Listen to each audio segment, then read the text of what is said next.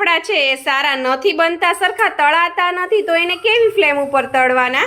તો હંમેશા ફાફડાને આકરા તેલમાં તળવાના. તેલ એકદમ ગરમ આવવા દેવાનું અને ગેસ ધીમો નહીં કરવાનો, મીડિયમ રાખવાનો, મીડિયમ ટુ હાઈ કરતો રહેવાનો. એટલે ફાફડા તમારા સરસ તળાશે. જુઓ તમારે કેવા સરસ ફાફડા તળાય છે અને ફાટતા નથી બિલકુલ.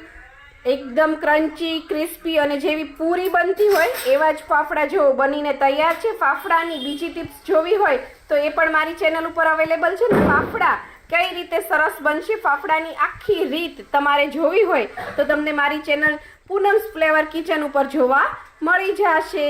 આવી જ આઈડિયા, ટિપ્સ અને રેસિપી માટે સબસ્ક્રાઈબ કરો પૂનમ્સ ફ્લેવર કિચનને. Thank you. આવજો.